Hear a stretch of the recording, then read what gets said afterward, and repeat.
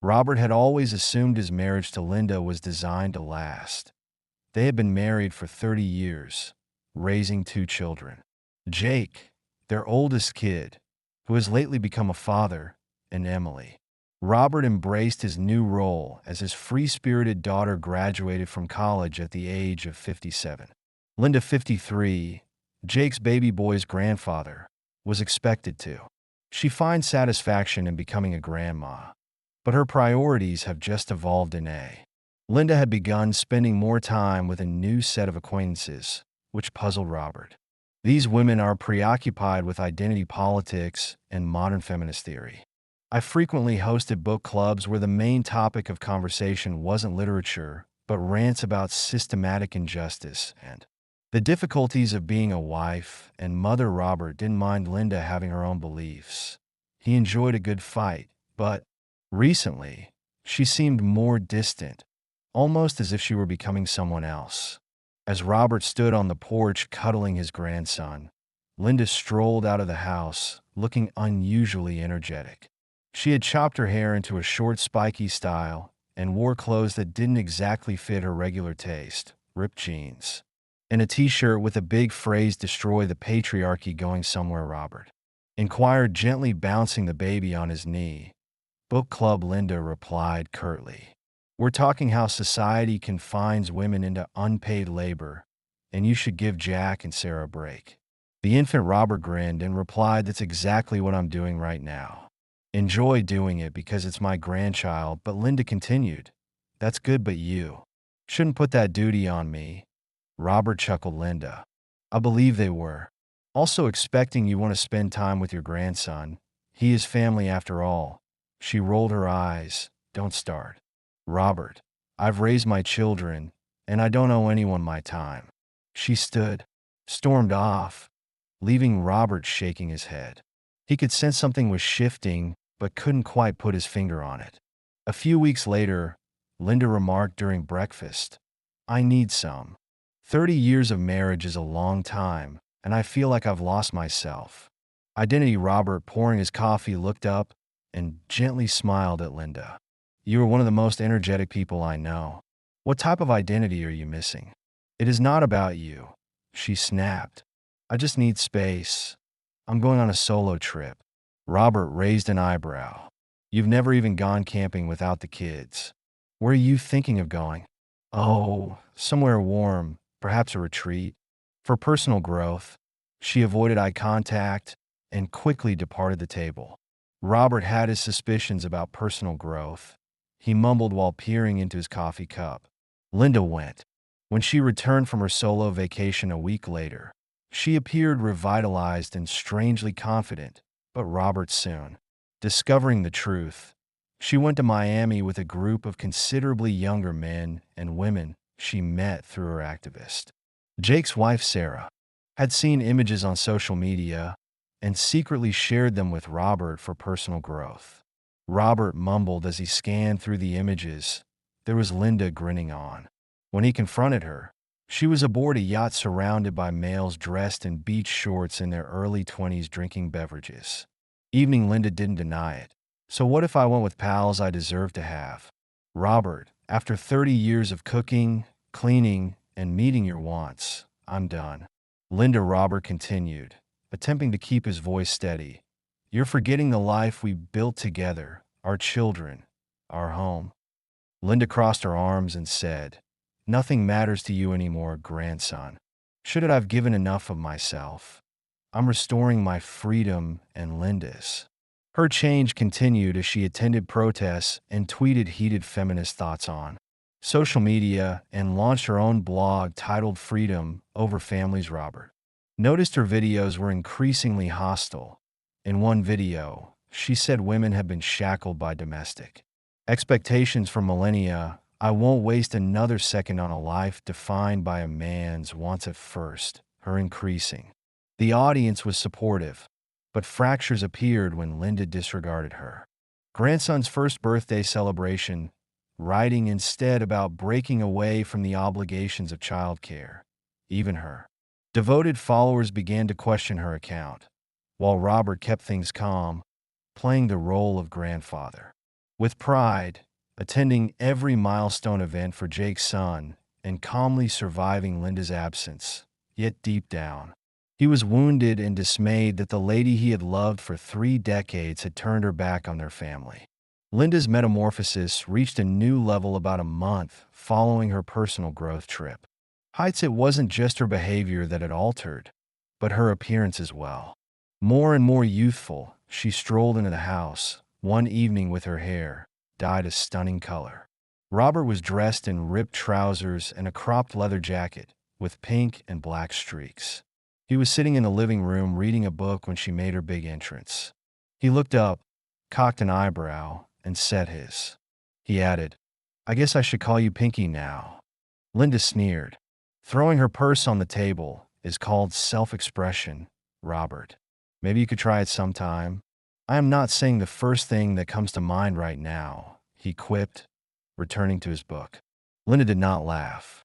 Instead, she took out her phone and began filming herself. Robert looked up as she paced the room, the camera aimed. Linda began addressing her internet fans firmly in the face.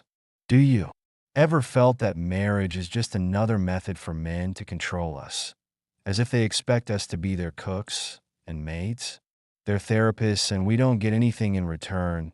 It's time we quit sacrificing our lives for their convenience. It's time to take back our authority. Robert observed silently from his chair, shivering. His mind had become accustomed to her tirades, but it still hurt to hear her reduce their 30 years together to this. The next morning, Linda sat across from Robert at the breakfast table. She had barely touched her bread and was scrolling over comments on her last video. "You're really into this whole vlogging thing, right?" Robert remarked, trying to keep the talk light. "It's not just vlogging," she snapped without looking up. "It's activism. I'm giving women a voice." "What about your grandson's voice?" inquired in a calm tone, pointing out that you haven't even held him since you returned. Linda rolled her eyes. "Oh, Robert, he has plenty of people doting on him. Jake and Sarah are well without me, and I have more important things to focus on right now, more essential than." Robert, placing his coffee cup down, asked Linda, "What is going on with you?" "What's happening is that I'm now waking up," she said, standing abruptly. "For decades, I've been imprisoned in this loop. Wife, mother, grandmother, and I'm done. I've been thinking about this for, well, and I've made up my mind." Robert scowled. "What do you mean, made up your mind?" "Mind I'm leaving," she replied, crossing her arms. "I've already packed my belongings for a." Robert stared at her for a minute, suddenly feeling the weight of her words. He slumped back in his chair and sighed. "So it's been 30 years, just like." Linda shrugged. "I need freedom. I need to find myself." Remarked with a faint smirk, "You might want to start with a map. Appears like you've been quite lost recently." Linda frowned. He took her bags from the hallway and walked out the door without saying anything else. "Before you find out what happened, please subscribe to the channel." Within a week, Robert received divorce papers, and Linda had moved into a modest. She quickly began renovating her downtown flat to resemble a college dorm room. Started live broadcasting almost daily, giving advice to her expanding following on how to escape the confines of. At one particularly memorable stream, she sat in front of a tapestry, decked with peace signs and fairy lights, sipping a kombucha and shouting, "Marriage is a crap, female," she proclaimed to the camera. "It's a system created to keep us down. Men receive all the perks while we do all the labor, and children, don't even get me started. They're just another way for men to tie." I've never felt more free than I do today, living my truth with her. Followers swarmed the comments with a mix of support and suspicion.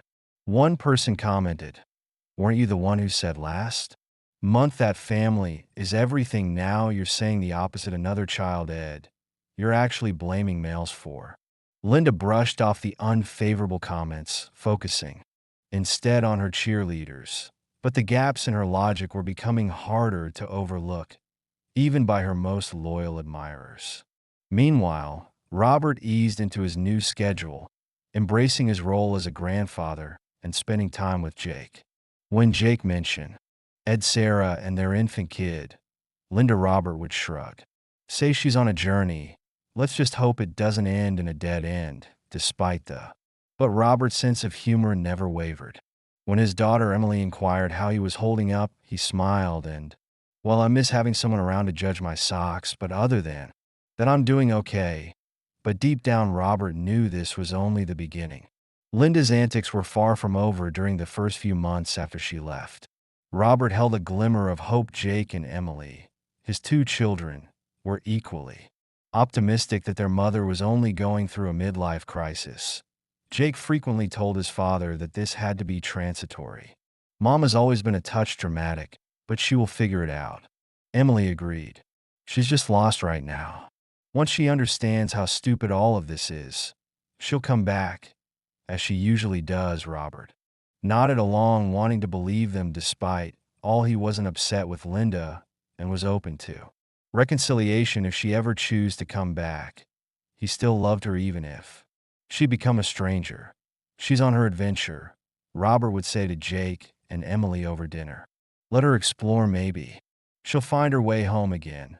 But that hope began to wane as Linda's online presence grew louder and more ludicrous. Her recent live streams had become a weird combination of feminist rhetoric and personal frustrations about her marriage. Robert fought to allow it get to him, but one night, everything changed.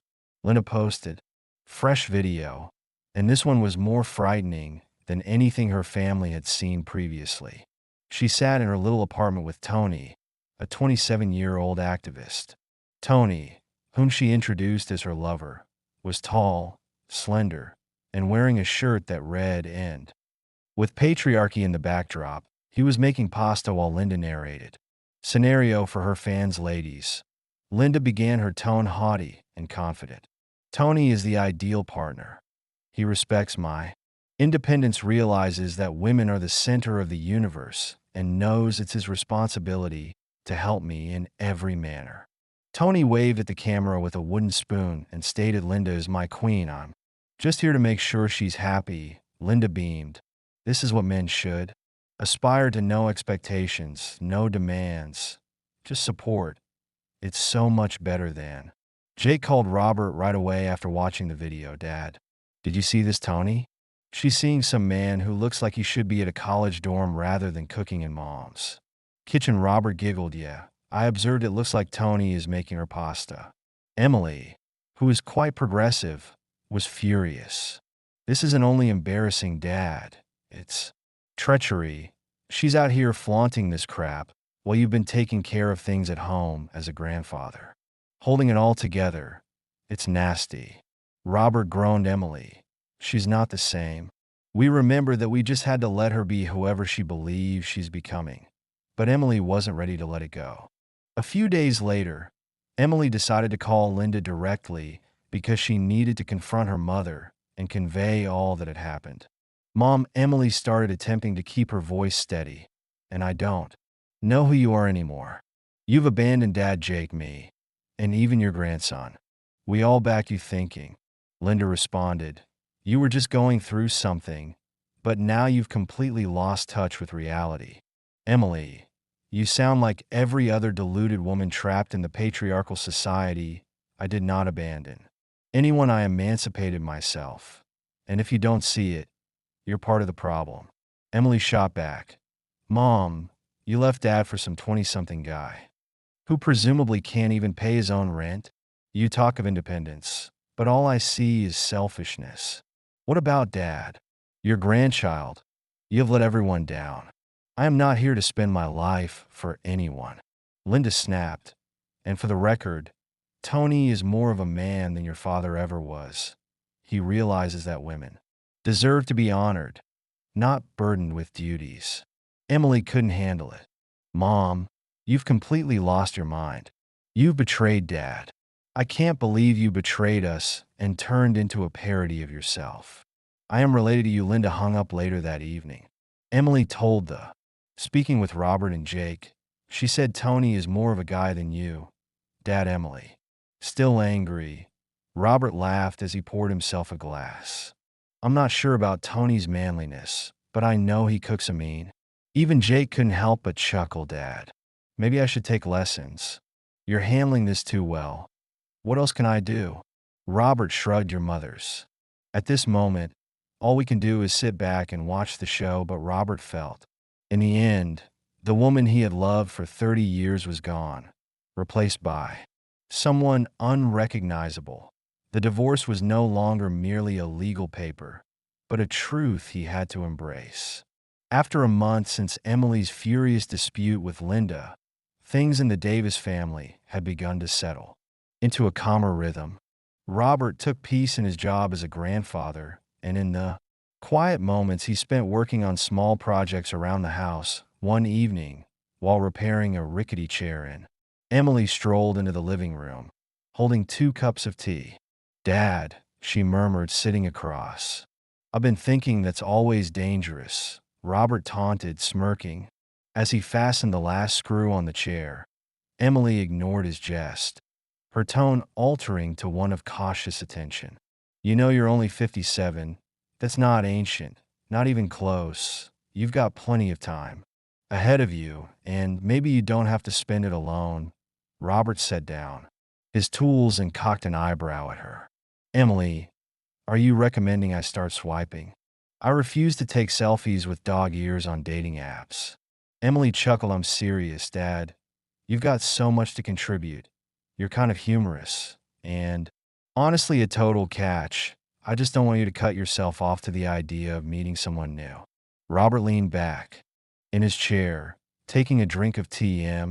I appreciate the vote of confidence, but let's not rush things right now. I'm perfectly satisfied with my grandson, my projects, and the occasional beer with Jake, but who could possibly live up? Emily smirked at your expectations. You'd be shocked the next weekend. I invited Robert to a family picnic at a local park on a bright Saturday. When Robert came with a basket of sandwiches at the picnic locati 0 Emily waved him over. Seated beside a great oak tree with her lover David and a woman he didn't recognize, Emily shouted out, "Come meet everyone." As Robert arrived, Emily introduced. Emily went on to describe David as a cheerful young man with an easy smile. Lisa, David's mother, stood and offered her hand to the woman next to him. Her hand was exquisite, with a friendly disposition and a spark of humor in her eyes. It is so good to meet you, Robert. Emily and David have told me so much about you guys, and I hope, Robert said. Lisa smiled as she shook her hand. The picnic was lively. Robert found himself increasingly enjoying Lisa's company as the afternoon progressed. She was clever and had a love of simple pleasures such as gardening and cooking. At one point while they were standing beside the picnic table, Robert looked at Lisa and said, "You've done an excellent job raising David Hek into a fine young man." Lisa smiled. "Thank you. It wasn't always easy, but he's my pride and delight, and Emily's pretty fantastic as well. You must be quite proud." And Robert said, glancing across the park at Emily and David laughing together. They form a nice team as the sun began. As the party gathered around the picnic blanket for dessert, David stood up and cleared his throat. Uncomfortably, "I have something to say." He began pulling a tiny package out of his pocket, turned to Emily, and knelt on one knee. "Emily Davis, you are the most. I love you more than anything, and I want to spend the rest of my life with you. Will you?" Emily screamed and covered her mouth with her hands. "Yes, of course," David slid the ring onto her finger, and the group burst in applause. He then turned to Robert and Lisa, his expression earnest. "Mr. Davis, Mrs. Thompson, I want to ask for your blessing to marry Emily." Robert, who had kept cool throughout the presentation, grinned and patted David on the shoulder. "Well, David, you have already won," Lisa added cheerfully. "Of course, you have my blessing. That is the difficult part. You have mine as well, and I couldn't be happier for both of you." As the evening drew down, Emily leaned over to her father and whispered, "What do you think of Lisa?" Robert arched his eyebrow. Emily smirked for no apparent reason. Simply have an open mind, okay? Robert chuckled. Emily, if I didn't know better, I'd say you're planning something. Oh, I would never, she responded, acting innocence, but with a sly twinkle. Several days after the picnic, Emily sat with Robert in the.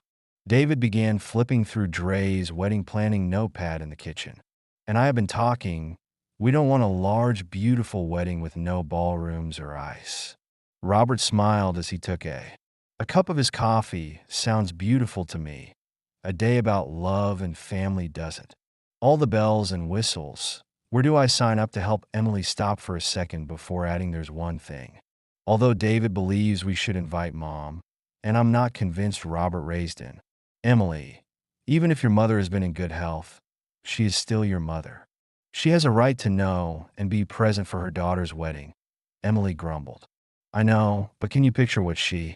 Do she thrives on chaos? What if she makes everything about her? Robert reached across the table and gripped Emily's hand. She may, but you'll know you did the right thing, and that's what matters. Emily hesitantly agreed to send Linda an invitation within the next month. As wedding preparations accelerated, Robert and Lisa became Emily and David's go-to crew for everything. Helped locate the right outdoor setting at a quaint country estate, picked flowers, and even taste-tested desserts. Robert grew to enjoy Lisa's sharp sense of humor and calm temperament as they spent more time together. Had a way of making everything feel lighter, even when tension levels were high. One evening after a hard day. After running errands, they ended up sharing a peaceful meal at a tiny Italian restaurant. You've been a lifesaver, Robert said, extending his glass of wine to Lisa. I don't know how I would have surviving this wedding planning madness without you. Lisa laughed gently. You're giving me too much credit. You've done just as much, and it's been lovely having someone to share it with. Their discussion flowed naturally, and as the night progressed, it felt less like a casual dinner and more like a. When Robert accompanied Lisa to her car, he couldn't help but feel a warmth he hadn't felt in a long time. The wedding. The day dawned, bathed in golden sunlight and filled with the laughter of family and friends. Robert and Lisa were inseparable, working effortlessly together to ensure everything went properly. Guests murmured about how perfect they. Emily couldn't hide her smile when she saw her father delighted. When it was time for the ceremony, Robert beamed with pride as he walked Emily down the aisle to David. The couple exchanged vows under a canopy of flowers, and as they stated, there was no dry. Linda strutted into the celebration, sporting a brilliant pink outfit with frills on the sleeves, accompanied by a woman named Claire, who looked about 33, and Emily, looking like she had stepped out of an experimental art exhibition, froze when she spotted them. Oh no, she muttered. Linda raised a glass high and said, as David reassuringly gripped her hand, everyone meet CLA, my companion. The room became silent for a time before polite applause broke out. Utile waved awkwardly, seemingly unsure about how to handle the. Robert stood at the edge of the room, and Lisa mumbled, of course. She couldn't just sit silently. Lisa touched his arm and gently breathed. Robert. It is Emily's day, not Linda's show. For a while, Linda managed to fit in background, but it wasn't long before she got out her phone and began live broadcasting as the visitors ate and drank. Linda recorded herself pacing near the buffet. Here we are, she said, into the camera during my daughter's wedding. Another example of society forcing women to conform to. Marriage based on outmoded traditions is a trap, which my daughter is falling into. But I'm here to say that women don't need males to define them. We're free, autonomous, and capable of much more. Emily observed Linda's antics from across the room and marched up to her face flushed with fury. Mom, what are you doing? Can't you just let me have this one day? Linda didn't back down. Emily, I'm documenting the truth. You're my daughter, and I love you. But I won't sit back and let you perpetuate these terrible. Emily was too surprised to speak, and Linda used that as her cue to escalate. She marched to the middle of the dance floor and raised her voice. Ladies and gentlemen, do not let society control your lives. Be free like me. Robert, who had been trying to remain calm, tightened his fists and began to approach Linda, but Lisa stepped in front. Robert, with her hand on his chest, murmured softly, "Don't this be Emily's day? Don't let Linda ruin it for her." He took a long breath, nodding steadily at Lisa. Presence was enough to pull him back from the edge, while Claire softly tugged on Linda's arm, whispering something that finally forced her to go. Linda threw one last proclamation over her shoulder. Remember, marriage is the enemy of the rest of. The evening was a stark contrast to Linda's emotional leaving. Guests danced under glittering lights. The newlyweds were overwhelmed with affection and well wishes. Robert found himself spending a peaceful moment with Lisa on the. "You handled that better than I would have," Robert replied, staring out at. Lisa smiled at the bright scenery. "Sometimes a little grace goes a long way. Aside from that, it wasn't difficult having you at my side." He turned to her. "Lisa, you are really exceptional, and I hope you recognize that." Blushed, and for the first time in years, Robert believed that the future might simply be brighter than the past days. The aftermath of Emily and David's wedding was tranquil, and the family was relieved to put the tumult of Linda's. Robert and Lisa focus on the thrill of the event as they make a stunning exit. Emily and David began to settle into their new existence as they spent more time together, and their love deepened. Married couple, but Linda wasn't done. One afternoon, Jake erupted. Emily and David were already there, assisting Robert in fixing a. Lisa had came up and brought home and made muffins. Dad Jake handed over his phone and said, "You're not going to believe this," Robert snatched the phone and hit play on the video Jake had queued up. Linda was live streaming from her apartment, sitting in against a jumbled backdrop of mismatched pillows and feminist banners. Her vibrant pink hair seemed even brighter under the harsh lights, and her tone was as passionate as ever. "Let's discuss about my daughter's wedding." Linda began, her voice oozing with disgust. "I mean, what century are we're living in, Emily? And my own daughter is slipping into the trap of traditional marriage. It's heartbreaking. Women do not need to marry to obtain fulfillment." But there she was, walking down the aisle, buying into these repressive rules. And don't even get me started on the man she married. Another typical patriarchal situation. Emily's expression darkened as she watched. She has no idea what she's talking about. "David is the most supportive guy I've ever met." Jake sighed and continued watching it. Even worse, Linda easily shifted from criticizing the wedding to airing her grievances about Robert and about "my ex-husband Robert," she said, her voice rising. Was a wonderful example of male unreliability. The man couldn't even stay single for a year before finding a replacement. Normal men are such unreliable and ready to move on. "I gave him 30 years of my life, and this is how he repays me." The video continued, Linda raving continuously about Robert. A viewer replied, "Didn't you leave him first and date other people right after? Why blame him for moving on?" Linda lost her composure and began yelling incoherently, accusing the commenter of being brainwashed by cultural norms. Her words became jumbled, self-contradictions bouncing from allegations of betrayal to claims that she was the victim by the conclusion of the. In the video, she was plainly distraught, wiping away tears but still trying to keep. When the video concluded, the room went silent, and Emily appeared ready to. Jake scratched his temples in annoyance and murmured, "She's lost it. Finally, she's really lost it." Robert handed the phone back to Jake with. Emily captured a tranquil expression. "Humiliated me, and David insulted you and made a complete fool of herself in front of hundreds of people. How are you so?" Quiet Lisa, noticing the increasing tension, spoke out with a light laugh. Or at least she did not criticize the muffins, That would have been the real tragedy. Emily let out a reluctant. Robert nodded, picking up on Lisa's chuckle and Jake's faint smile. Approach, she has a point. And hey, I must be somewhat remarkable if Linda's dedicated full live streams to me. Who knew I was so interesting? Emily scowled.